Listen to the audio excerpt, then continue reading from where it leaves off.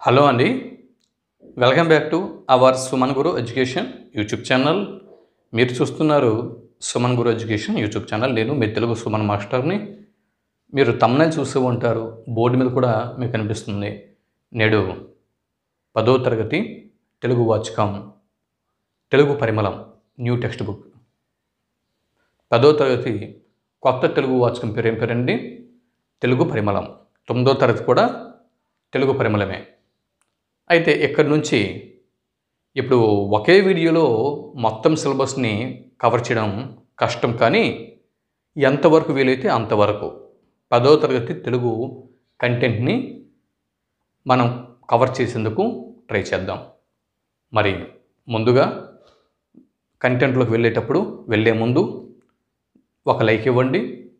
అలాగే మొదటిసారి చూస్తున్న వారు ఛానల్ని సబ్స్క్రైబ్ చేసుకుని పక్కనే ఉన్న బెల్ ఐకాన్ మీద క్లిక్ చేసి రెగ్యులర్గా మన ఛానల్ని ఫాలో అవుతూ ఉండండి. సరే, ఇంకా కంటెంట్లోకి వెళ్ళిపోదాం. ఇంతకుముందే మీకు నేను చెప్పాను, 10వ తరగతి తెలంగాణ, ఆంధ్రప్రదేశ్ రెండు ఉభయ రాష్ట్రాల నుంచి టెక్స్ట్ బుక్లని తీసుకుని వీళ్ళకు ఉన్నటువంటి సిలబస్ ఏంటి, వాళ్ళకు ఉన్నటువంటి సిలబస్ ఏంటి, అవన్నీ కూడా నేను చెప్పాను ఆల్రెడీ. అవునా? ఒక వీడియో చేశాను. చూడని వారు ఉంటే ఈ వీడియో క్రింద డిస్క్రిప్షన్లో లింక్ ప్రొవైడ్ చేస్తున్నాను, చూడండి. లేదా చివరికి ఎండ్ స్క్రీన్లో వాటిని ప్రొవైడ్ చేస్తాను, చూడొచ్చు. ఇప్పుడు మనం కంటెంట్ని డైరెక్ట్గా స్టార్ట్ చేసేద్దాం. 10వ తరగతి పాఠ్య భాగాలను ఒకసారి మీరు చూడండి, పరిశీలన చేయండి.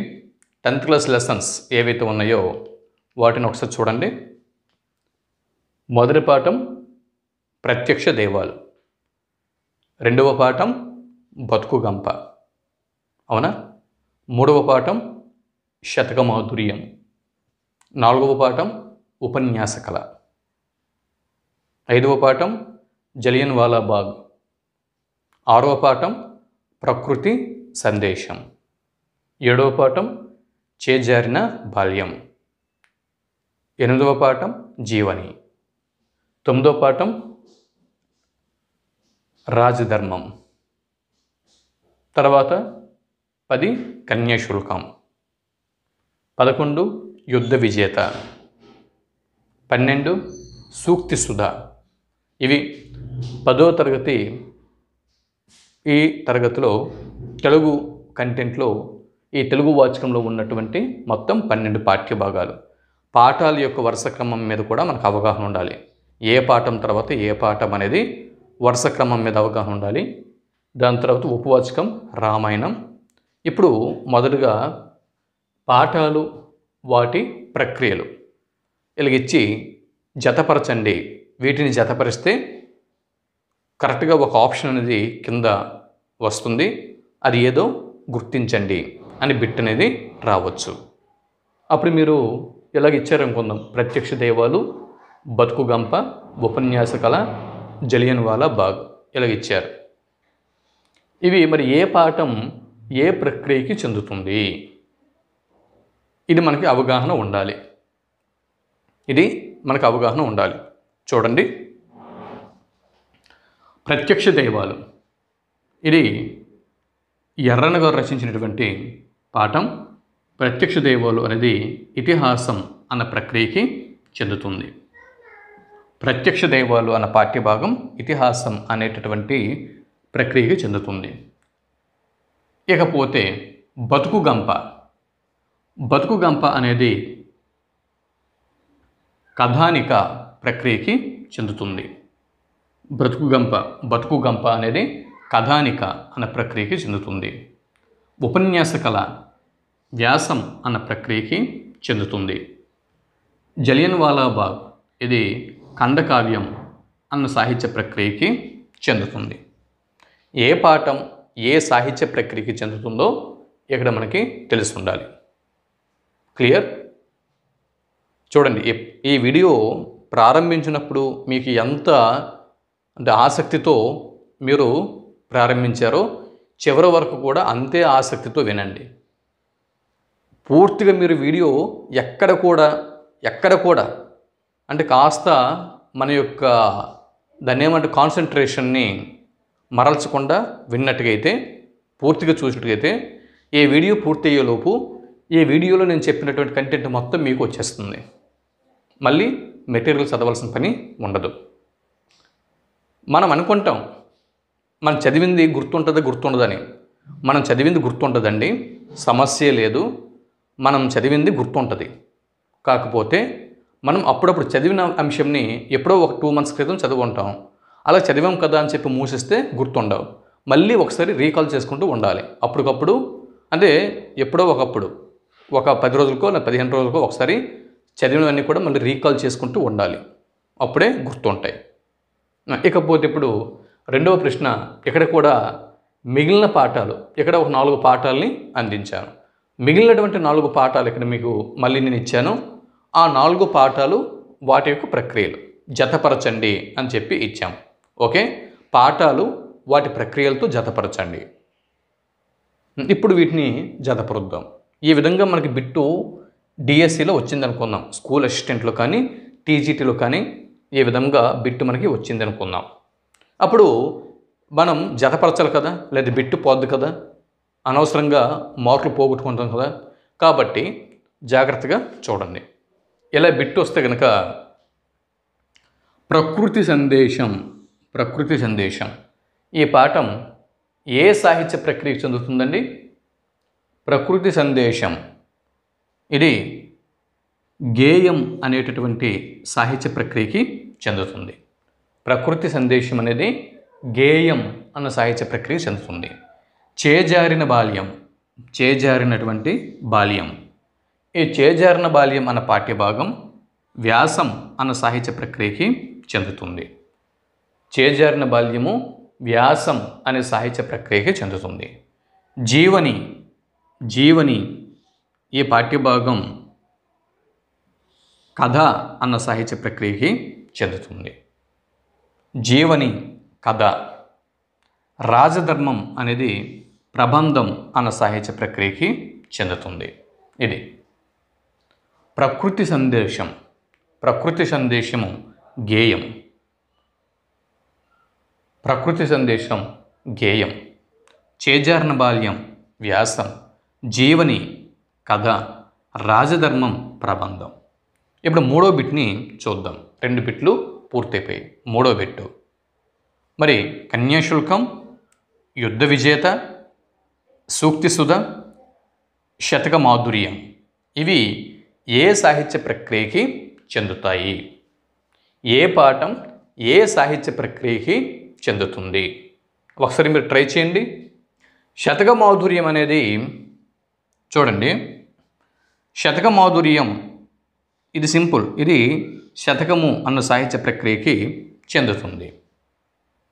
మరి దాని మీద ఉన్నటువంటి సూక్తి సుధ అనేది ఇక్కడ సాహిత్య వ్యాసం అన్న ప్రక్రియకి చెందుతుంది.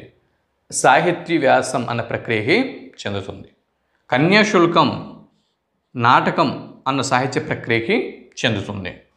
యుద్ధ విజేత వచన కవిత అన్న సాహిత్య ప్రక్రియకి చెందుతుంది. ఈ విధంగా పాఠ్యాంశాలు మరియు వాటి యొక్క సాహిత్య ప్రక్రియలు వీటి మీద బిట్స్ రావడానికి ఛాన్సెస్ ఉన్నాయి, చూసుకోండి. ఇలా జతపరచండి అని చెప్పి ఇవ్వచ్చు. అంటే ఇక్కడ అన్ని 10th క్లాస్ పాఠ్యాంశాలు ఉన్నాయి. కొన్నిసార్లు 8th క్లాస్లో ఒక పాఠం, 9th క్లాస్లో ఒక పాఠం, 7th క్లాస్లో ఒక పాఠం, 10th క్లాస్లో ఒక పాఠం ఇచ్చి వాటి ప్రక్రియలు జతపరచండి అని చెప్పి కూడా అడగవచ్చు. కాబట్టి జాగ్రత్తగా వీటిని గమనించండి. కంపల్సరిగా సాహిత్యము అంటే పాఠ్యాంశాల యొక్క సాహిత్య ప్రక్రియల మీద బిట్టు అనేది కంపల్సరిగా వస్తుంది, చూసుకోండి ఒకసారి. ఇకపోతే చూడండి, క్రింది పాఠాలను ఇప్పుడు ఇంతవరకు పాఠాలు వాటి ప్రక్రియలు 12 పాఠాలు మరి వాటి యొక్క ఆ 12 పాఠ్యాంశాల యొక్క ప్రక్రియలు పూర్తయిపోయినాయి. 3 ప్రశ్నల్లో 1, 2, 3 4 12 పాఠ్యాంశాలు పూర్తయిపోయాయి. 3 సెక్షన్లలో 12 పాఠాలు వాటి యొక్క సాహిత్య ప్రక్రియలు పూర్తి చేసుకున్నాం. ఇప్పుడు మరి ఆ 12 పాఠ్యాంశాలు ఆ పాఠ్యాంశాలని ఇచ్చినటువంటి కవులు వీటిని చూద్దాం. ఇప్పుడు ప్రత్యక్ష దైవాలు, బతుకు గంప, ఉపన్యాస కళ మరియు జలియన్ వాలా బాగ్. ఇవి పాఠ్యాంశాలు. 4 పాఠ్యాంశాలు ఇక్కడ ఉన్నాయి. మరి ఇప్పుడు ఏ పాఠాలు, వాటిని అందించినటువంటి కవులు లేదా కవయిత్రులు, రచయితలు లేదా రచయిత్రులు జతపరచండి. ఇలా బిట్టు అడిగాడు అనుకుందాం ఎగ్జామ్లో. మొన్న రీసెంట్గా ఏపీ టెట్లో ఇలాగే ఇచ్చాడు కదా, జతపరచండి అని చెప్పి, మరియు క్రింది స్టేట్మెంట్లలో సత్య ప్రవచనాలు గుర్తించండి లేదా సత్య ప్రవచనం కానిది గుర్తించండి. స్టేట్మెంట్ల రూపంలో ఓవరాల్గా ఒక కాన్సెప్టే ఇచ్చేసి ఆ కాన్సెప్ట్ నుంచి బిట్స్ అడిగారు కదా. మరి టెట్టే అలాగ అడిగినప్పుడు డిఎస్సి అలాగ అడగకూడదా? ప్రశ్నల యొక్క సరళి పెరగకూడదా? కాబట్టి మనం ఈ విధంగా స్టడీ చేస్తే బాగుంటుంది. ప్రత్యక్ష దైవాలు, దీనిని మనకి అందించినటువంటి కవి, ప్రత్యక్ష దైవాలు పాఠ్యభాగం యొక్క కవి ఎర్రన గారు. ప్రత్యక్ష దైవాలు యొక్క పాఠం కవి ఎవరండి? ఎర్రన గారు. మరి రెండవ పాఠ్యభాగం, ఇక్కడ రెండవ పాఠ్యభాగం బతుకు గంప. బతుకు గంప పాఠం యొక్క కవి లేదా కవయిత్రి, రచయిత్రి మూలింటి చంద్రకళ గారు. బతుకు గంప పాఠ్యభాగం రచయిత్రి ఎవరండి? చంద్రకళ గారు. మరి ఉపన్యాస కళ ఏ పాఠ్యభాగం యొక్క రచయిత్రి? వాసిరెడ్డి సీతాదేవి గారు. అలాగే ఇక్కడ జలియన్ వాలా బాగ్ ఏ పాఠ్యభాగం యొక్క కవి? డాక్టర్ ఉమర్ ఆలీషా. ఇది చూసుకోండి ఒకసారి. దాని తర్వాత 5వ ప్రశ్నని ఇప్పుడు మనం చూద్దాం. 4 పాఠాలు, ఆ 4 పాఠాలకు చెందినటువంటి కవులు, కవయిత్రులు, రచయిత్రులు వీటిని మనం పూర్తి చేసుకుందాం. ఇప్పుడు మరొక 4 పాఠ్యాంశాలని తీసుకుందాం. మరో 4 పాఠ్యాంశాలని తీసుకుంటే కనుక చూడండి, ప్రకృతి సందేశం, చేజారిన బాల్యం, జీవని, రాజధర్మం, ఇలా 4 పాఠ్యాంశాలు అనేవి ఉన్నాయి. 4 పాఠ్యభాగాలు మరియు వాటి యొక్క కవులు లేదా కవయిత్రులు, రచయితలు లేదా రచయిత్రులు, వీటి గురించి ఇప్పుడు మనం చూద్దాం. ప్రకృతి సందేశం మరియు చేజారిన బాల్యం, జీవని, రాజధర్మం అనేటువంటి పాఠ్యభాగంని శ్రీకృష్ణదేవరాయలు గారు అందించారు. రాజధర్మం పాఠ్యభాగం కవి ఎవరండి? శ్రీకృష్ణదేవరాయలు. అలాగే జీవని అన్న పాఠ్యభాగం కవి లేదా రచయిత డాక్టర్ వి చంద్రశేఖరరావు గారు. అలాగే చేజారిన బాల్యం షీలా వీర్రాజు గారు అందించారు. మరి ప్రకృతి సందేశం పాఠ్యభాగం రచయిత వైసివి రెడ్డి గారు. ఇది అంటే పాఠము వాటి యొక్క కవి లేదా రచయిత ఎదురెదురుగా ఇవ్వడం జరిగింది. చూసుకోండి ఒకసారి. ఇది ఈ 8 పాఠ్యభాగాలు అయిపోయినాయి. 8 పాఠాలు అయ్యాయి. ఇంకా 9 రాజధర్మం, 10 కన్యాశుల్కం, 11 యుద్ధ విజేత, అంటే రాజధర్మం అయిపోయింది. కన్యాశుల్కం, యుద్ధ విజేత, సూక్తి సుధ ఉన్నాయి. ఒక పాఠం ఏంటి లేదంటే శతక మాధుర్యం. ఇందులో అనేక మంది శతకారులు ఉంటారు కాబట్టి దాని మీద బిట్టు వేరేగా మనం ఫ్రేమ్ చేద్దాం.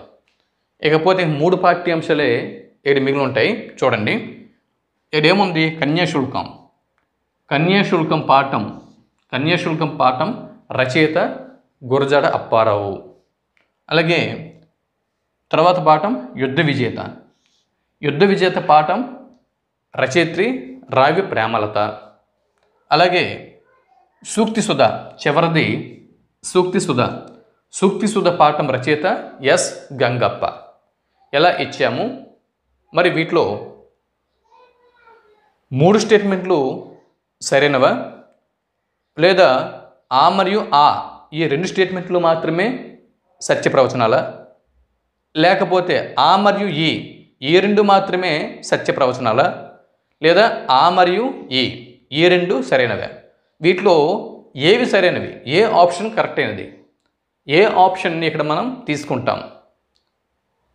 ఒకసారి మీరు చూడండి. మీకు తెలిస్తే ఆన్సర్ కామెంట్ బాక్స్లో ఇవ్వండి. నేను ఇప్పుడు ఆన్సర్ చెప్తున్నా, ఆన్సర్ చెప్పేలోపు ఒకసారి మీరు ట్రై చేయండి. జవాబు యుద్ధ విజేత పాఠం రచయిత ఎవరండి? ఇది తప్పండి.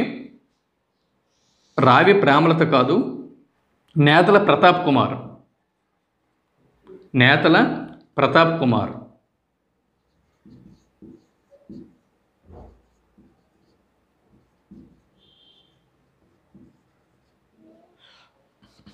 యుద్ధ విజేత పాఠ్యభాగం యొక్క రచయిత నేతల ప్రతాప్ కుమార్. కాబట్టి ఇక్కడ ఆప్షన్ 3 సరైనటువంటి జవాబు. ఏంటి? ఇది కరెక్ట్గా ఇచ్చాము, ఇది కరెక్ట్గా ఇచ్చాము. ఈ స్టేట్మెంట్ తప్పు. యుద్ధ విజేత పాఠం కవి లేదా రచయిత నేతల ప్రతాప్ కుమార్. ఇక్కడతో 12 పాఠ్యాంశాలు 10వ తరగతిలోని 12 పాఠ్యాంశాలకు సంబంధించినటువంటి పాఠాలు, వాటి సాహిత్య ప్రక్రియలు మరియు ఆ పాఠాలు అందించినటువంటి కవులు, వీరి గురించి మనం బిట్స్ని పూర్తి చేసుకున్నాం. ఇప్పుడు మనం ఎంతవరకు మనము ఈ 10వ తరగతి తెలుగు వాచకం యొక్క పాఠ్య ప్రణాళిక మీద మాత్రమే బిట్స్ని ఫ్రేమ్ చేశాం. ఇప్పుడు మనము 10వ తరగతి తెలుగు వాచకం పాఠ్యాంశాలలోకి వస్తున్నాం. ఎందులోకి వస్తున్నామండి? పాఠ్యాంశాలలోకి. మరి పాఠ్యాంశాలలోకి వచ్చినప్పుడు మొదటి పాఠం ఏది? ప్రత్యక్ష దైవాలు. మొదటి పాఠం 10వ తరగతిలో మొదటి పాఠం ప్రత్యక్ష దైవాలు. దీని గురించి ఇప్పుడు మనం మాట్లాడుకునే ప్రయత్నం చేద్దాం. ప్రత్యక్ష దైవాలు, ఇంక దీని గురించి ఎక్కువ ఎక్స్ప్లెనేషన్ అవసరం లేదు. ఏ ఒక్కరిని అడిగినా కూడా ప్రత్యక్ష దైవాలు అని చెప్పి అనగానే వెంటనే ఏం చెప్తారు? అమ్మ నాన్నలు అని చెబుతారు. తల్లిదండ్రులే కదా ప్రత్యక్ష దైవాలు.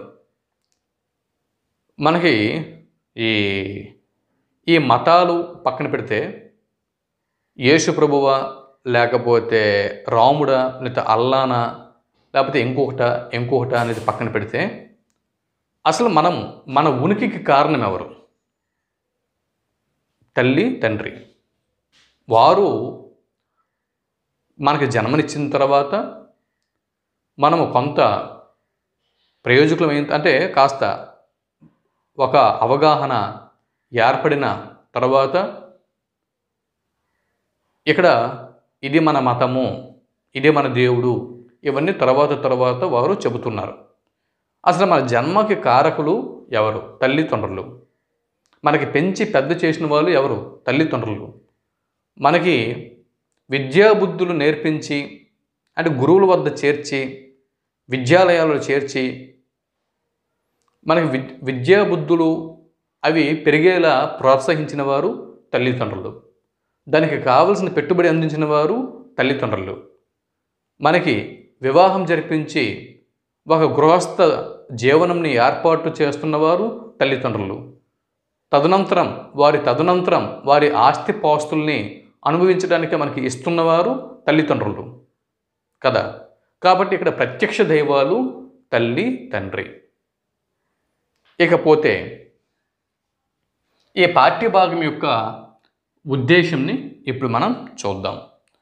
ఈ పాఠ్యభాగం యొక్క ఉద్దేశం ఏమిటి? చూడండి, మాతృదేవోభవ మరియు పితృదేవోభవ అనేటటువంటి ఈ సూక్తిని, మాతృదేవోభవ పితృదేవోభవ అనేటటువంటి సూక్తిని ప్రత్యక్ష దైవాలు అన్న పాఠం మనకి బోధిస్తున్నది. ఇదొక పాయింట్ మనం గుర్తుపెట్టుకోవాలి. అనగా దేవోభవ అంటే తల్లి తండ్రి దేవతలతో సమానం. తల్లి తండ్రులు దేవతలు. కాబట్టి తల్లిదండ్రులను సేవించడమే మానవుని యొక్క మొదటి ధర్మం మరియు ఉత్తమ ధర్మం. బిట్టు మనకు రావచ్చు. ఈ పాఠంని ఆధారంగా చేసుకుని మనకి బిట్ అనేది రావచ్చు. మానవుని యొక్క మొదటి ధర్మము మరియు ఉత్తమ ధర్మము క్రింది వాటిలో ఏది? మానవుని యొక్క ప్రశ్న మనకి ఇక్కడ రావచ్చు. ప్రశ్న: మానవుని యొక్క మొదటి మరియు ఉత్తమ ధర్మము క్రింది వాటిలో ఏది గుర్తించండి అనే బిట్టు అడిగి క్రింద ఆప్షన్లలో పరమేశ్వరుని సేవ,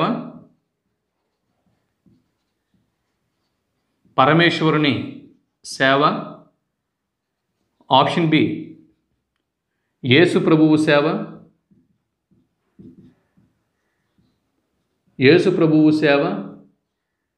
ఆప్షన్ సి తల్లిదండ్రుల సేవ,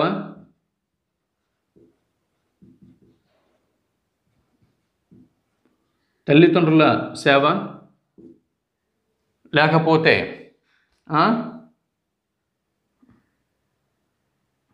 మరొకటి అని వీళ్ళకి ఇచ్చినప్పుడు ఇంకేదైనా వీళ్ళకి ఇచ్చినప్పుడు ఇక్కడ తల్లిదండ్రుల సేవ, దీన్ని మనం సరైనటువంటి జవాబుగా గుర్తించాల్సి ఉంటుంది. మానవుని యొక్క మొదటి మరియు ఉత్తమ ధర్మము, మానవుని యొక్క మొదటి మరియు ఉత్తమ ధర్మము క్రింది వాటిలో ఏది? తల్లిదండ్రుల సేవ. ఇది తల్లిదండ్రులను సేవించడమే మనిషి యొక్క మొదటి ధర్మము, ఉత్తమ ధర్మం. ఆ ఉత్తమ ధర్మంని అనుసరించేలా, ఆచరించేలా విద్యార్థులను తీర్చిదిద్దడమే ఈ పాఠం యొక్క ఉద్దేశం. తల్లిదండ్రులను సేవ చేసేటటువంటి ఈ ఉత్తమ ధర్మంని అనుసరించేలాగా విద్యార్థులను తీర్చిదిద్దాలి. విద్యార్థులను, భావి భారత పౌరులను తీర్చిదిద్దాలి. అందుకోసం ఉద్దేశింపబడినది ఈ పాఠ్యభాగం. ఇకపోతే ఉద్దేశం అయిపోయింది. ఇప్పుడు పాఠం యొక్క ప్రక్రియని ఇప్పుడు చూద్దాం. పాఠం యొక్క ప్రక్రియ. ఇతిహాసము అనగా ఎలా జరిగింది అని అర్థం. ఇతిహాసము అంటే ఇతిహాసము అనగా ఇలా జరిగింది అని చెప్పి అర్థం. ఒక కాలానికి సంబంధించిన రాజవంశానికో జాతికో సంబంధించిన, చూడండి అంటే ఇది ఒక కాలము చూడండి, ఇక్కడ చూడండి, ఒక కాలము అంటే అది త్రేతాయుగం అవ్వచ్చు, ద్వాపర యుగం అవ్వచ్చు, కలియుగం అవ్వచ్చు, అంతకుముందు కృతయుగం అవ్వచ్చు, కృతయుగం తర్వాత ఉన్నటువంటి త్రేతాయుగం అవ్వచ్చు, దాని తర్వాత వచ్చినటువంటి ద్వాపర యుగం అవ్వచ్చు. కాబట్టి ఏదైనా ఒక కాలానికి సంబంధించినటువంటి రాజవంశానికో, ఒక కాలానికి సంబంధించినటువంటి రాజుల యొక్క వంశానికో, లేదా ఒక నిర్ణీతమైనటువంటి ఒక జాతికో సంబంధించిన చారిత్రక అంశం కలిగినటువంటి ఒక బృహత్ రచన ఏదైతే ఉంటుందో దీన్ని ఇతిహాసము అని చెప్పి అంటాం. ఒక రాజవంశమైనా ఉండాలి, లేదా ఒక జాతి అయినా ఉండాలి, దానికంటూ ఒక నిర్ణీతమైన కాలం అనేది ఉండాలి. వాటికి సంబంధించినటువంటి ఒక బృహత్ రచన ఏదైతే ఉందో దాన్ని ఇతిహాసము అని చెప్పి అంటున్నాం. రామాయణము, మహాభారతాలు ఈ రెండు ప్రముఖ ఇతిహాస గ్రంథములు. రామాయణం ఒక ఇతిహాస గ్రంథం, మహాభారతం ఇదొక ఇతిహాస గ్రంథం. ఈ రెండు కూడా బృహత్తరమైనటువంటి ఇతిహాస గ్రంథాలు. రామాయణము మరియు మహాభారతం గొప్ప ఇతిహాస గ్రంథములు. ఇవి గొప్ప ఇతిహాస గ్రంథములు, రామాయణం మరియు మహాభారతం. ఇతిహాసములు మొదట వాక్ రూపంలో ఉండేవి.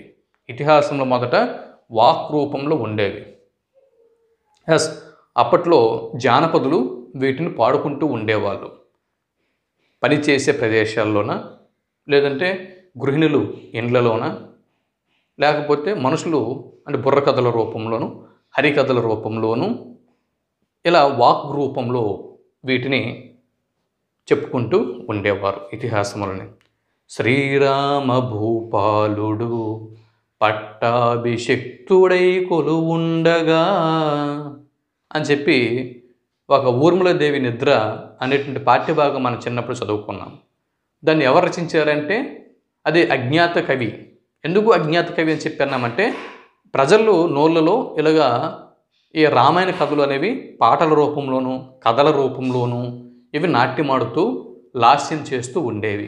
అటువంటి కథల్ని ఆ తర్వాతి కాలంలో వాగ్రూపంలో ఉండేటటువంటి కథల్ని అనంతరం గ్రంథ రూపంలోకి తీసుకురావటం అనేది జరిగింది. అంతే మౌఖికంలో ఉన్నటువంటి ఈ కథలని గ్రంథస్థం చేయటం అనేది జరిగింది. ముందు మౌఖిక రూపంలో వాగ్రూపంలో ఉండేవి, దాని తర్వాత గ్రంథస్థం అయ్యాయి. ఇవి చూడండి, ఈ ఇతిహాసములు చతుర్విధ పురుషార్థములను బోధిస్తాయి. చతుర్విధ పురుషార్థములు ఏంటి? చతుర్విధ పురుషార్థములు: 1 ధర్మం, 2 అర్థం, 3 కామం, 4 మోక్షం. ఈ 4 వీటిని చతుర్విధ పురుషార్థములు అని చెప్పి అంటారు. ధర్మం ఏంటి? ధర్మము మనకి ధర్మాలు కొన్ని ఉన్నాయి. బ్రహ్మచర్యాశ్రమము, బ్రహ్మచర్యాశ్రమ ధర్మం, గృహస్థాశ్రమ ధర్మం, వానప్రస్థాశ్రమ ధర్మం, తర్వాత సన్యాస ఆశ్రమం. అవునా? ఈ ఆశ్రమ ధర్మాలు కొన్ని ఉన్నాయి, వాటిని పాటించాలి. వాటిని పాటిస్తూ అంటే మన ధర్మబద్ధంగా ఏ వయసులో ఏం చెయ్యాలో ఆ వయసులో అది చేయటమే. ఎక్కడ ఎప్పుడు అంటే ఎలా చేయాలో అలా మనము ముందుకు నడుచుకుంటూ వెళ్ళడమే ధర్మం. ఈ ధర్మబద్ధంగా మన కార్యక్రమాలు నిర్వహిస్తూ ధర్మబద్ధమైనటువంటి అర్థంని మనం సంపాదించుకోవలసి ఉంటుంది. ధర్మబద్ధంగా అర్థమును సంపాదించాల్సి ఉంటుంది. ఈ ధర్మబద్ధమైనటువంటి అర్థము ఎప్పుడైతే మనకి లభిస్తుందో అప్పుడు అంటే మనము జీవితంలో మన పోషణకు ఎటువంటి లోటు లేనప్పుడు ఇక్కడ కామము అనేది నెక్స్ట్ ఈ ధర్మబద్ధంగా సేకరించినటువంటి అర్థముతో మన కామ కోరికల్ని తీర్చుకోవాల్సి ఉంటుంది. కామం అంటే మన మనసులో ఏమైనా కోరిక ఉంటే ఆ కోరికల్ని ఇక్కడ మనము ధర్మబద్ధమైనటువంటి సంపాదనతో తీర్చుకోవాల్సి ఉంటుంది. అవన్నీ అయిపోయిన తర్వాత ఇంక మనిషికి చివరికి కావాల్సింది మోక్షం. అది ఈ విధంగా బతుకుతూ చివరికి మోక్ష సాధనకి మనం ప్రయత్నం చేయాలి. ఇలా చెప్పేవే చతుర్విధ పురుషార్థములు. అయితే ఈ విధంగా చతుర్విధ పురుషార్థములను ఇవి ఇతిహాసములు తెలుపుతాయి. పూర్వ వృత్తాంతంతో కూడిన కథలు ఉంటాయి. ఇందులో అనేకమైన ఉపకథలు కూడా ఉంటాయి. పూర్వ వృత్తాంతం ఫ్లాష్ బ్యాక్తో కూడినటువంటి కథలు అనేవి ఇందులో ఉంటాయి. ఇకపోతే ఇతిహాసాల్లో కథకు కథనానికి ప్రాధాన్యం అనేది ఉంటుంది. కథకు కథనానికి ప్రాధాన్యం అనేది ఉంటుంది. ఇకపోతే కథనము అనగా కథనము అంటే ఏంటి? కథ అంటే మనకు తెలుసు, కథకు ప్రాధాన్యం ఉంటుంది. కథ అంటే మనకు తెలుసు. మరి కథనము అంటే ఏంటి? కథనము అంటే కథ చెప్పే తీరు, కథని నడిపించే తీరు, కథని చెప్పే తీరు, దీనిని కథనము అని చెప్పి అంటాము.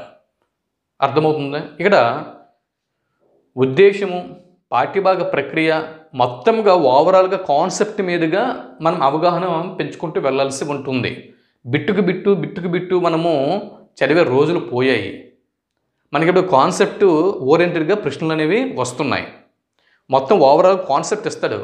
కాన్సెప్ట్ ఇచ్చి ఇప్పుడు పాఠ్యభాగం యొక్క ప్రక్రియ, ఇతిహాసం అనేది ఇక్కడ ప్రక్రియ. ఈ ఇతిహాసం నుంచి ఈ ఇతిహాసం అనే కాన్సెప్ట్ మీదే ఒక బిట్ అనేది ఫ్రేమ్ చేయించి క్రింద వాటిలో సత్య ప్రవచనాలను గుర్తించండి. ఇలాగ అడిగినప్పుడు మనకు సమస్య ఏర్పడుతుంది. కాబట్టి ఓవరాల్గా ఒక కాన్సెప్ట్ మొత్తం మీద మనము అవగాహన ఏర్పాటు చేసుకుని కాన్సెప్ట్ మొత్తం కూడా మనం గుర్తుపెట్టుకొని ఎగ్జామ్కి వెళ్ళాల్సినటువంటి పరిస్థితి ఈ రోజుల్లో ఉన్నది. ఎగ్జామ్ ప్యాటర్న్ మొత్తం మారిపోయింది. ఎన్నాళ్ళగా ఒక ప్రశ్న, ఒక చిన్న బిట్ అంటే జవాబు 6 రోజులు పోయాయి. ఓవరాల్గా ఒక కాన్సెప్ట్లే పేరాల రూపంలో ఉంటున్నాయి ప్రశ్నలు. ఆ కాన్సెప్ట్ మొత్తం మీద మనకు అవగాహన ఉంటే తప్ప బిట్టు అటెంప్ట్ చేయలేని పరిస్థితి ఇప్పుడు ఈ విధంగా పేపర్ ప్యాటర్న్ అనేది మారింది. దానికి అనుగుణంగానే మన ప్రిపరేషన్ కూడా మార్చుకొని మనం ముందుకు వెళ్ళాల్సి ఉంటుంది. ఇకపోతే కవి పరిచయం గురించి మనం పరిశీలన చేద్దాం. ఎర్రన్న గారి గురించి మనం చిన్నప్పటి నుంచి మనం చదువుకుని ఉన్నాం కదా. ఎర్రన్న గారి గురించి ఇంకెక్కువగా అంటే చదివితే ఎంతైనా ఉంటుంది, కానీ ఎర్రన్న గారి గురించి తెలియకపోయిన వాళ్ళు లేరు. బేసిక్స్ ఇక్కడ ఉన్నటువంటి బేసిక్స్ అనేవి మనం చిన్నప్పటి నుంచి చదువుకుంటూ వస్తున్నాం. అయినా ఒకసారి మనం రిమైండ్ చేసుకుని ముందుకి వెళ్ళిపోదాం. కవి పేరు ఇక్కడ ప్రత్యక్ష దైవాలు అన్నటువంటి ఈ పాఠ్యభాగం యొక్క కవి పేరు ఎర్రన.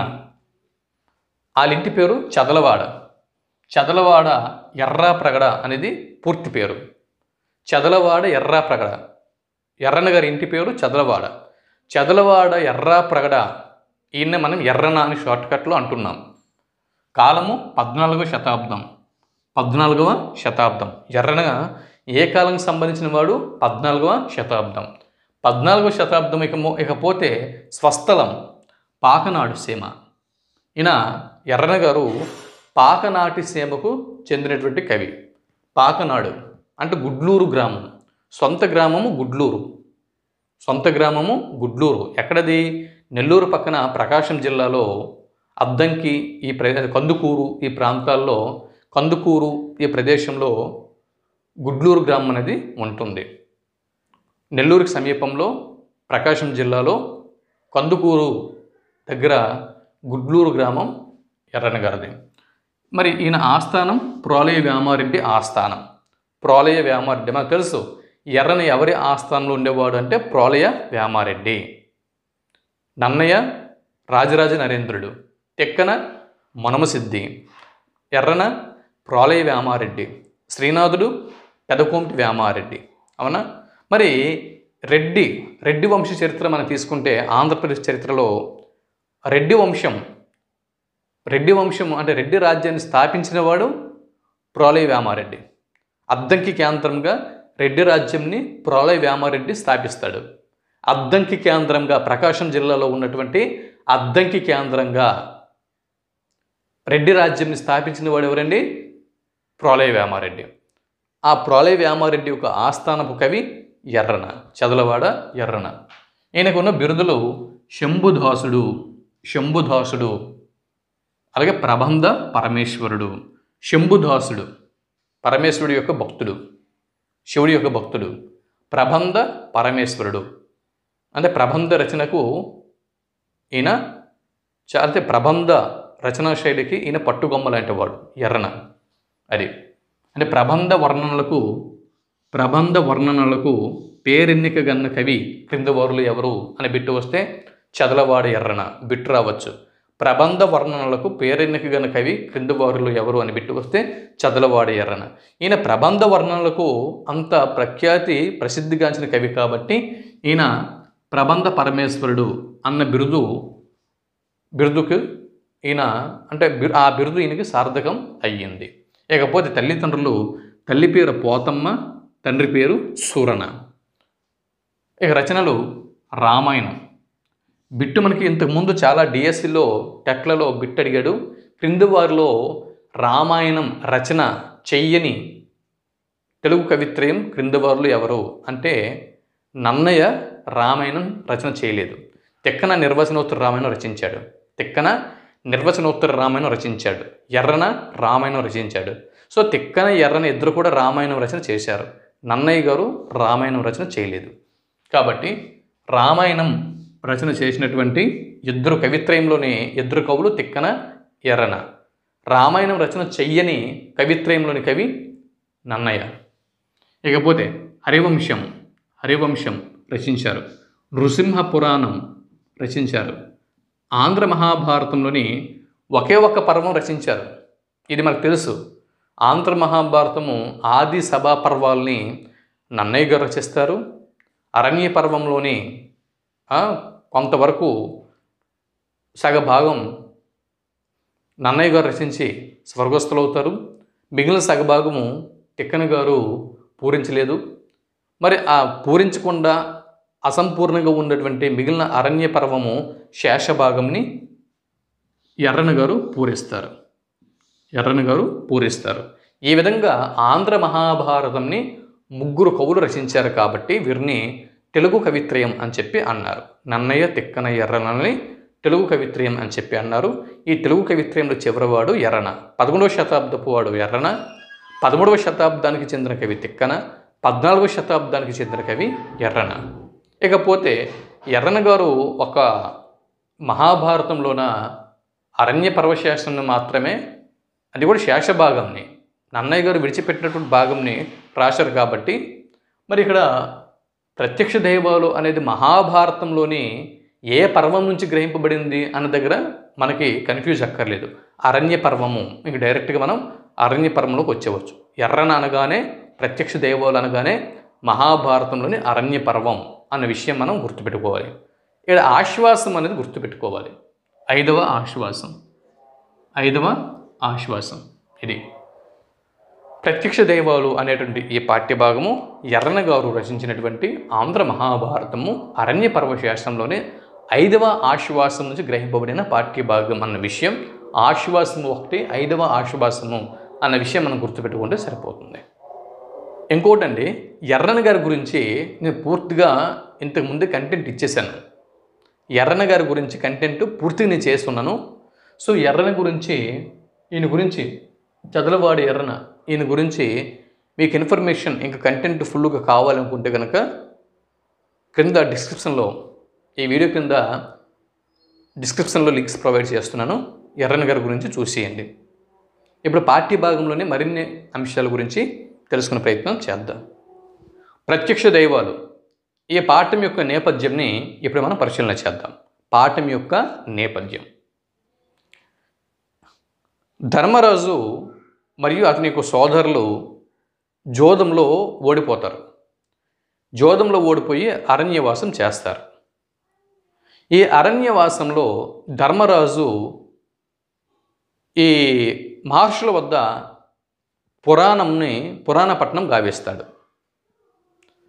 పూర్వకాలంలో రాజ్యాలు బాగుండాలని చెప్పి రాజ్యాలు, రాజులు, పాలకులు మరియు పాలితులైనటువంటి ప్రజలు, సామాన్యులు, వీరందరూ కూడా పశుపక్ష్యాదులు, వీరందరూ కూడా ఏంటంటే రాజ్యమంతా సుభిక్షంగా ఉండాలి, సకాలంలో వర్షాలు పడాలి, చక్కగా ప్రకృతి వ్యవసాయదారులకి సహకరించాలి, రాజ్యపాలన చక్కగా జరగాలి, ప్రజలందరికీ కూడా పంటలు బాగా పండి భూములన్నీ కూడా సస్యశ్యామలం అయ్యి పంటలు 2 చేతుల చేతికొచ్చి ధనధాన్యాలతో, సిరి సంపదలతో, పాడి పశువులతో చక్కగా రాజ్యాలు తులతోగాలి అన్న ఉద్దేశంతో పూర్వం మునులు, మహర్షులు వీళ్ళు అరణ్యాలలో వీరు తపస్సులు చేసుకుంటూ, వేదాధ్యయనం గావిస్తూ, పురాణపట్నం గావిస్తూ లోక కళ్యాణం కోసం వారు ఆ విధంగా వారి సేవల్ని అందించేవారు. అయితే ఈ విధంగా అరణ్యవాసం చేసినటువంటి ధర్మరాజు అటువంటి మునుల చెంతకి ధర్మరాజు మరియు అతని సోదరులు వెళ్తారు. వెళ్ళిన తర్వాత ధర్మరాజు ఇక్కడ మార్కండేయ మహర్షి అన్న ముని చెంతకు వెళ్ళి మార్కండేయ మహర్షి చూడండి, క్యారెక్టర్స్ ఈ పాత్రల నుంచి బిట్స్ అనేది రావడానికి ఛాన్సెస్ అనేవి ఉన్నాయి, చూసుకోండి. మార్కండేయ మహర్షి వద్దకు వెళ్తాడు. ఎవరు? ధర్మరాజు. మార్కండేయ మహర్షి వద్దకు ధర్మరాజు వెళ్ళి మార్కండేయ మహర్షి వారికి ఏదైనా ఒక మంచి పురాణ కథని చెప్పమని అడుగుతాడు. అడిగితే అప్పుడు ధర్మరాజు యొక్క కోరిక మేరకు ధర్మరాజుకి మార్కండేయ మహర్షి చెబుతున్నాడు. ఎవరికి చెబుతున్నారు ఇది కూడా చూసుకోండి. ధర్మరాజుకు చెబుతున్నాడు. ఎవరు? మార్కండేయ మహర్షి. ఎక్కడ? అరణ్యంలో. ఏం చెబుతున్నాడు? కౌశికుని యొక్క వృత్తాంతంని లేదా కథని, కౌశికుడు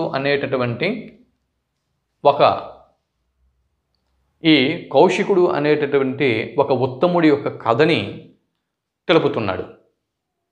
ఏమని చెబుతున్నాడు చూద్దాం ఒకసారి. ఇక్కడ కౌశికుడు తన గురువు వద్ద విద్యాభ్యాసాన్ని పూర్తి చేసుకుంటాడు. పూర్తి చేసుకున్న తర్వాత కౌశికునికి తన యొక్క గురువు చెబుతాడు, నాయనా, శిష్య కౌశిక, నేటితో నీ విద్యాభ్యాసం పూర్తయింది నాయన, ఇక నువ్వు ఇంటికి బయలుదేరి నీ తల్లిదండ్రులకి చక్కగా సేవ చేసుకుని గృహస్థ ఆశ్రమ ధర్మంని పాటిస్తూ నువ్వు నీ జీవితంని కొనసాగించు నాయన అని చెప్పి దీవించి గురువుగారు కౌశికుడిని పంపిస్తే కౌశికుడు ఇంకా అక్కడితో సంతృప్తి పొందడు. ఇంకా జ్ఞానం కావాలి, ఇంకా జ్ఞానం సంపాదించాలి, వేదాలలోని ధర్మ రహస్యాల్ని తెలుసుకోవాలి అన్న కుతూహలంతో ఉంటాడు. అటువంటి కుతూహలంతో ఒకరోజు కౌశికుడు ఒక మర్రి చెట్టు క్రింద కూర్చొని వేదాధ్యయనం చేస్తూ ఉంటాడు. వేదాధ్యయనం చేస్తూ ఉంటే మర్రి చెట్టు మీద ఉన్నటువంటి ఒక పక్షి కౌశికుని మీద రెట్ట వేస్తుంది. దానికి కోపించినటువంటి కౌశికుడు ఆ పక్షి వైపు కోపంతో చూడగా పక్షి మాడి భస్మమైపోయి మరణిస్తుంది. అక్కడ తర్వాత ఒకనాడు మధ్యాహ్నపు వేళ భిక్షాటనంకు కౌశికుడు వెళ్తాడు. భిక్షాటనంకి కౌశికుడు వెళితే అక్కడ ఒక పురంధ్రి లేదా ఒక ఇల్లాలు తన భర్తకు సేవ చేసే పనిలో తను నిమగ్నమై ఉన్నది. అయితే కౌశికుడు భవతి భిక్షాందేహి అని అడుగుతున్నాడు. కౌశికుడు భిక్ష అడుగుతూ ఉన్నా కూడా కౌశికుడిని పట్టించుకోకుండా ఇల్లాలు భర్తను సేవ చేసే పనిలో తను నిమగ్నమై ఉన్నది. అయితే చాలాసేపు చూసినట్టు కౌశికుడు ఇక ఆమెను కోపంతో చూస్తాడు. నేను వచ్చి చాలాసేపు అయింది భిక్ష అడుగుతూ ఉంటే ఏ సమాధానం కూడా చెప్పకుండా నువ్వు నిర్లక్ష్యంగా ఉన్నావు అన్న ఉద్దేశంతో కౌశికుడు ఆ ఇల్లాల వైపు కోపంతో చూడగా ఇల్లాలు చెబుతుంది, అయ్యా మీరు మహానుభావులు, పైగా సన్యాసులు, మీలాంటి సన్యాసులకి ఎంత కోపము తగదు. మీరు చూస్తున్నారు, నేను నా భర్తను సేవించడంలో చాలా బిజీగా ఉన్నాను, ఆ పనిలో నిమగ్నమై ఉన్నాను. కాబట్టి అందువల్ల నేను కాస్త ఆలస్యంగా స్పందించాల్సి వచ్చింది. ఏమాత్రం దానికి కోపంపుతలుగా మీలాంటి సన్యాసులు ఎంత కోపగ్రస్తులై ఉండకూడదు. కాబట్టి మీరు ఒక పని చెయ్యండి. అంటే సన్యాసులు ఎలా ఉండాలి, సన్యాసులకి కోపం ఎందుకు తగదు అన్న విషయం మీద ఒక 4 మాటలు కౌశికునితో తాను పలికి ఇలా చెబుతుంది. మిథిలా నగరం జనక మహారాజు యొక్క నగరం మిథిలా నగరం. సీతమ్మ పుట్టినటువంటి ప్రదేశం మిథిలా నగరం. అటువంటి మిథిలా నగరంలో ధర్మవ్యాధుడు అనేటటువంటి ఒక వ్యక్తిని మీరు కలవండి.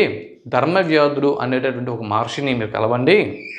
ఈయనకి కలిస్తే మీకు ఎన్నో సూక్ష్మమైనటువంటి విషయాలు, ధర్మ సూక్ష్మములు ఆయన మీకు బోధిస్తాడు. చాలా ఉత్తమమైనటువంటి వ్యక్తి ఆయన, మీరు ఆయన్ని వెళ్ళి కలండి అని చెప్పి ఇక్కడ ఆ గృహిణి, ఆ ఇల్లాలు కౌశికుడికి చెప్పగా కౌశికుడు మిథిలా నగరానికి ప్రయాణమై మిథిలా నగరంలో ఉన్నటువంటి ధర్మవ్యాధుడిని కలుస్తాడు. ఇక్కడి నుంచి మన పాఠం ప్రారంభం అవుతుంది. ఇప్పుడు మనం పాఠంలోకి వెళ్దాం. ఇది పాఠ్యభాగం యొక్క నేపథ్యం. ఇప్పుడు పాఠంలోకి వెళ్ళినట్టయితే కనుక ఒకసారి మనం పాఠం చూద్దాం. ఇప్పుడు మనం పాఠం ఒకసారి చూద్దామండి. పాఠ్యభాగ సారాంశం చూద్దాం. ఓ కౌశిక మహర్షి, నీవు నన్ను సర్వజ్ఞుడవు అంటూ అభినందించావు. నేను ఇంతటి విజ్ఞానాన్ని పొందటానికి మూలమైన ధర్మం ఒకటి ఉంది. ఆ ధర్మంని నీ కంటికి కనిపించే విధంగా తెలియజేస్తాను అని చెప్పి ధర్మవ్యాధుడు కౌశికునితో పలుకుతున్నాడు. ఇక్కడ ఈ పాఠ్యభాగం అంతా కూడా ఏంటంటే చూడండి, పాఠంలోకి వచ్చిన తర్వాత ఇక్కడ క్యారెక్టర్స్, ఇక్కడ పాత్రలు కౌశికుడు మరియు ధర్మవ్యాధుడు.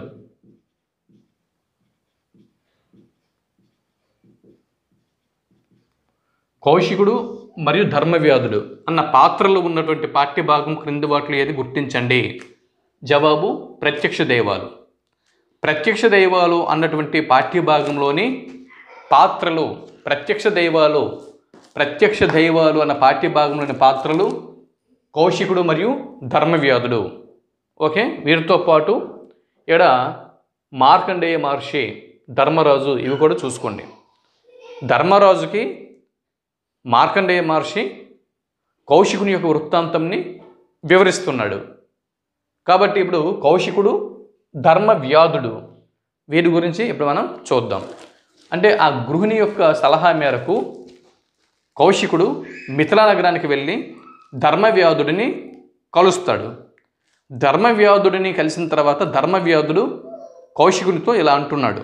ఏమంటున్నాడంటే, ఓ కౌశిక మహర్షి, నీవు నన్ను సర్వజ్ఞుడవి అంటూ అభినందించావు, చాలా సంతోషం. నేను ఇంతటి విజ్ఞానంని పొందటానికి మూలమైన ధర్మం ఒకటి ఉంది. ఆ ధర్మంని నీ కంటికి కనిపించే విధంగా తెలియజేసేదను అని చెప్పి అంటున్నాడు. అలా అంటూ ఉన్నత ఆసనాలపై ధర్మవ్యాధుని యొక్క తల్లిదండ్రులు కూర్చొని ఉన్నారు. వారు తమకు ఇష్టమైన ఆహారంని స్వీకరిస్తూ నచ్చిన వస్త్రాలు, ఆభరణాలు మొదలైనవి ధరించి ఆనందంగా ఉన్నారు. అలాంటి తన తల్లిదండ్రులను కౌశికునికి చూపించి వారి పాదాలకు ధర్మవ్యాధుడు నమస్కారం చేస్తాడు. వారి యోగక్షేమాలను అడిగి తెలుసుకుంటాడు. అప్పుడు వారు తన కుమారునితో ఇలా అంటున్నారు. ప్రియమైన కుమారా, నీ వంటి ఉత్తముడు కుమారుడై ఉండగా మాకేమి లోటు ఉంటుంది? నీవు పాటించే ధర్మం నిన్ను సర్వదా రక్షిస్తూ ఉంటుంది. చక్కని సంపదలతో చిరకాలం జీవించగలవు. నీ ప్రవర్తన చేత మన వంశం పవిత్రమైనది. మానవుడిగా జన్మించావే కానీ నువ్వు దేవతలలో గొప్ప దేవతవి, అనుమానం లేదు. మనస్సు, మాట, ఆచరణ. మనస్సు, మాట,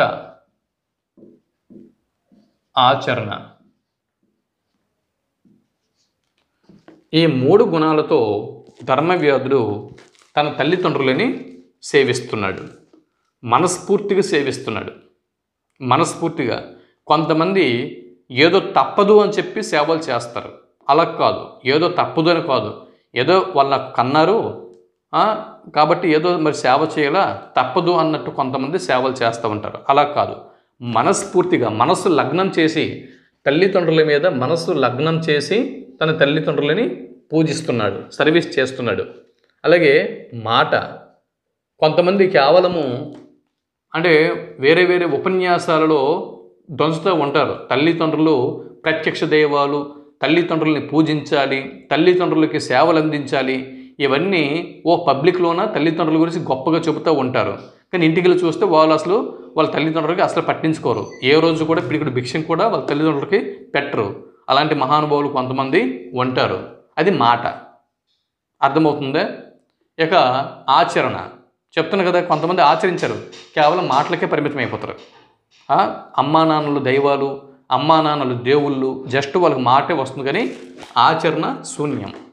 కానీ ఇక్కడ ధర్మవ్యాధుడు ఏం చేస్తున్నాడు?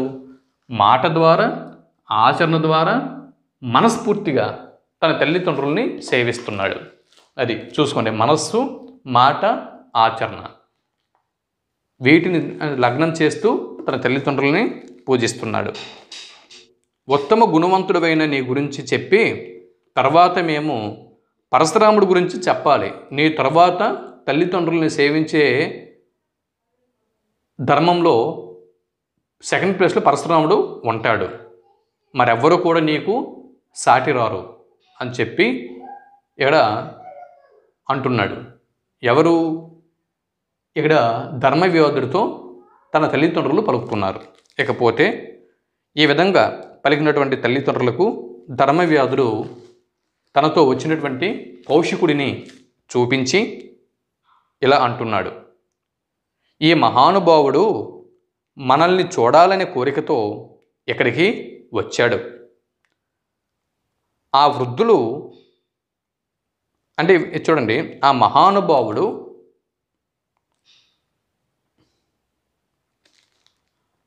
అని పలికినటువంటి తల్లిదండ్రులకు ధర్మవ్యాధుడు కౌశికుడిని చూపిస్తూ వారితో, ఈ మహానుభావుడు మనల్ని చూడాలి అనే కోరికతో ఇక్కడికి వచ్చాడని చెబుతాడు.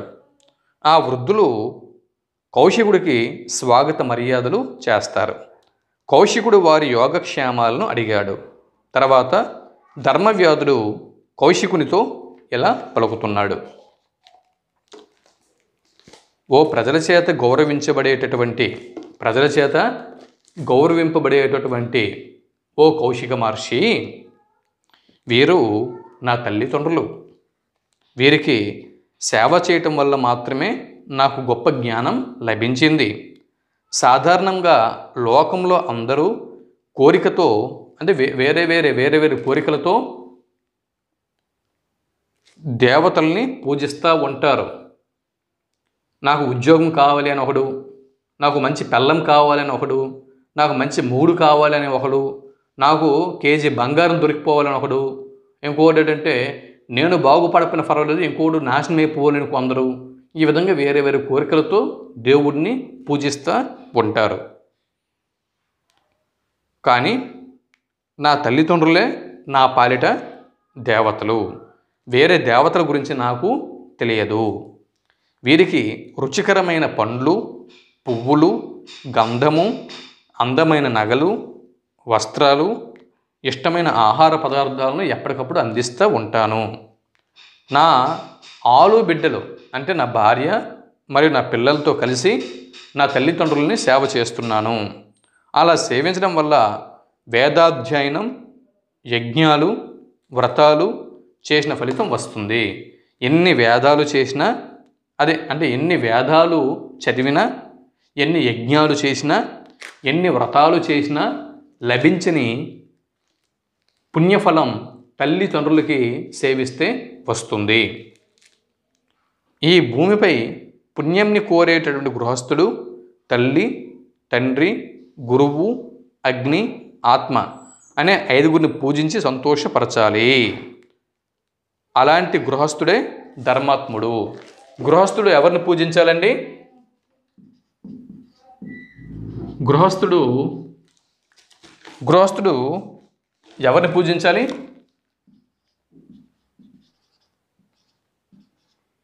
తల్లి, తండ్రి, గురువు, అగ్ని, ఆత్మ. చూడండి, తల్లిని, తండ్రిని, గురువుని, అగ్నిని, ఆత్మని, ఈ ఐదుగురిని గృహస్థుడు పూజిస్తూ ఉండాలి. జన్మనిచ్చినందుకు తల్లిదండ్రుల్ని సర్వదా రుణపడి ఉండాలి. అలాగే ఆ జన్మకు సార్థకంని చేకూర్చిన గురువుకి రుణపడి ఉండాలి. తల్లిదండ్రులు జన్మనిస్తే ఆ జన్మకు ఒక వాల్యూని పెంచేటటువంటి వారు, సార్థకంని చేకూర్చేవారు గురువులు. మరి ఇంట్లో అగ్ని లేకపోతే, గృహస్థుడు అన్నాక ఇంట్లో అగ్గి ఉండాలి. అగ్గి లేకపోతే భోజనం ఎలా ఉంటుంది? దీపం ఎలా వెలుగుతుంది? ఇంట్లో ఎప్పుడెక్కడ నేను మీకు ముందు పాఠం చెబుతున్నానంటే ఈ పక్క ఒక లైటు, ఆ పక్క ఒక లైటు, ఆ ముందుకు ఒక లైటు, 3 లైట్లు వేసుకుని మీ ముందు నేను పాఠం చెబుతున్నాను. మరి ఈ లైట్ అనేది అగ్నే కదా. దీపం ఇంట్లో దీపం వెలగాలి. అలాగే ఇంట్లో పొయ్యి వెలగాలి. ఆ 2 వెలగకపోతే అది ఇల్లు ఎలా అవుద్ది? కాబట్టి అగ్ని, తర్వాత ఆత్మ. మనం తప్పు చేస్తున్నామా, లేదంటే కరెక్ట్గా ఉన్నామా లేదా అనేది మన ఆత్మ మనకి హెచ్చరిస్తూ ఉంటుంది. నువ్వు బయటికి ఎన్ని మాటలు మాట్లాడినా నీ అంతరంగంకి, నీ ఆత్మకి తెలుసు నువ్వు చేస్తుంది ఏంటో, లేదా నేను చేస్తుంది ఏంటో నా ఆత్మకి తెలుసు. ఎవరైనా కూడా మనం చేస్తున్నది ఏంటో మన ఆత్మకి తెలుస్తూ ఉంటుంది. కాబట్టి ఈ 5ంటిని గృహస్థుడు కంపల్సరిగా పూజిస్తూ ఉండాలి. ఇకపోతే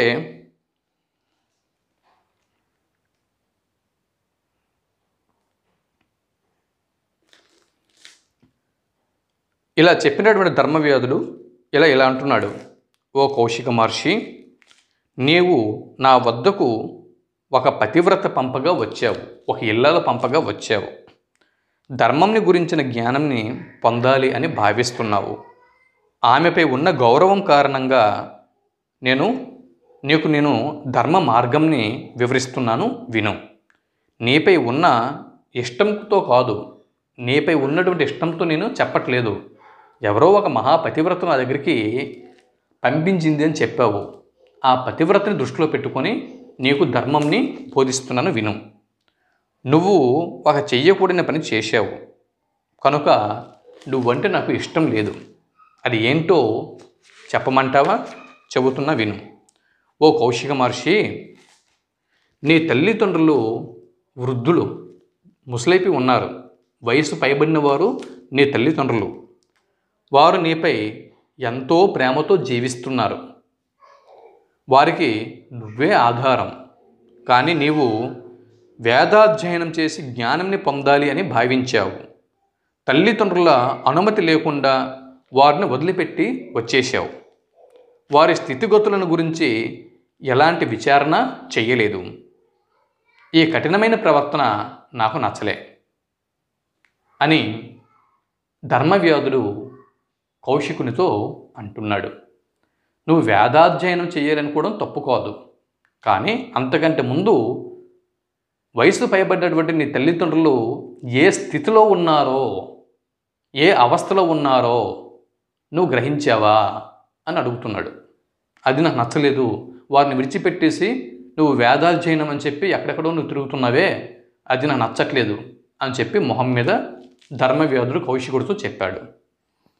నువ్వు సంపాదించిన విద్య కానీ, పుణ్యం కోసం నువ్వు పడే శ్రమ కానీ తల్లిదండ్రుల సేవ చేయకపోతే వ్యర్థం. కాబట్టి నేను చెప్పిన విధంగా ఆచరించు, నీకు మేలు కలుగుతుంది. ఎస్, మనము గుడికి వెళ్ళినా, లేదా మసీదుకి వెళ్ళినా, లేదా చర్చికి వెళ్ళినా, లేదా ఇంకెక్కడో బ్రహ్మకుమారి ఈశ్వరీయ విశ్వవిద్యాలయం చెప్పి మనం ఎక్కడికి వెళ్ళినా కూడా మన తల్లి తండ్రికి మనం సేవ చేయకపోతే మనం ఎక్కడికి వెళ్ళినా, ఏ దేవుని వెంట తిరిగినా అవన్నీ కూడా వ్యర్థం. యేసు ప్రభువు చెప్పాడా అండి? తల్లిదండ్రులను విడిచిపెట్టి నాకే సర్వీస్ చేయమని యేసు ప్రభువు చెప్పాడా? లేదా రాముడు చెప్పాడా? ఈశ్వరుడు చెప్పాడా? పరమశివుడు చెప్పాడా? లేదా లక్ష్మీదేవి చెప్పిందా? లేదా ముక్కోటి దేవతలు చెప్పారా? లేకపోతే అల్లా ఏమని చెప్పాడా? ఎవరు చెప్పారు? ఏ దేవుడు కూడా తల్లిదండ్రులను విడిచిపెట్టండి, నన్నే సర్వీస్ చేయండి అని చెప్పి ఏ దేవుడు కూడా చెప్పడు. కాబట్టి ఇక్కడ నువ్వు సంపాదించిన విద్య కానీ, పుణ్యం కోసం నువ్వు పడే శ్రమ కానీ తల్లిదండ్రుల సేవ చేయకపోతే వ్యర్థమవుతాయి. కాబట్టి నేను చెప్పిన విధంగా ఆచరించు, నీకు మేలు కలుగుతుంది. ఓ పుణ్యాత్ముడా, నీవు చెప్పిన మాటలు సరైనవి, శ్రేష్టమైనవి, మేలు కలిగించేవి. వాటిని శ్రద్ధగా విన్నాను, తప్పగా ఆచరిస్తాను. నా తల్లిదండ్రులను సేవించి తరిస్తాను అని చెప్పి కౌశికుడు అంటున్నాడు. ఇకపోతే నీతో స్నేహం కలగటం నా అదృష్టం. నా మనస్సు అమితమైన సంతోషంతో నిండింది. నాకు కలగబోయే శుభాలన్నిటికీ ఇది సూచకం. జ్ఞానుల చేత ఆదరింపబడే ఓ ధర్మవ్యాధుడా, ధర్మ మార్గం సాటిలేనిది. భూమిపై నివసించే 10,000 మందిలో ఏ ఒక్కరైనా ధర్మాచరణకు పూనుకుంటాడో లేదో నాకు సందేహమే. నీలాగా ప్రయత్నపూర్వకంగా ధర్మంని ప్రమాణంగా స్వీకరించి ఆచరించేవాడు అసలు ఈ భూలోకంలో ఉండడు అని కౌశికుడు ధర్మవ్యాధుడితో అంటున్నాడు. ఇది ఈ పాఠ్యభాగం యొక్క సారాంశం. ప్రత్యక్ష దైవాలు అన్న పాఠ్యభాగం యొక్క సారాంశం. ఇప్పటికే వీడియో లెంగ్త్ ఎక్కువైంది. ఇక్కడికి వీడియోని నేను ముగిస్తున్నాను. మరి ఈ పాఠంకు సంబంధించినటువంటి నోట్సు, ఇంక అదనపు సమాచారం ఇవన్నీ కూడా మీకు కావాలి అనుకుంటే లైఫ్ టైం మెంబర్షిప్ తీసుకోవాల్సి ఉంటుంది. సుమన్ గురు ఎడ్యుకేషన్ యూట్యూబ్ ఛానల్లో అంటే మన వాట్సాప్ గ్రూప్ అనేది ఒకటి ఉంది. ఆ వాట్సాప్ గ్రూప్లో మీరు లైఫ్ టైం మెంబర్షిప్ తీసుకుంటే కనుక మీకు ఇంకా అదనపు సమాచారం, ఎక్స్ట్రా ఇన్ఫర్మేషన్, వీటితో పాటు నోట్స్ని నేను మీకు అందులో ప్రతిరోజు కూడా డిఎస్సి ఎగ్జామ్కి వెళ్ళినంత వరకు కూడా నేను అందించగలను. సరే, మరో లెసన్తో మరొక వీడియోలో మళ్ళీ కలుద్దాం. అంతవరకు సెలవు. నమస్తే.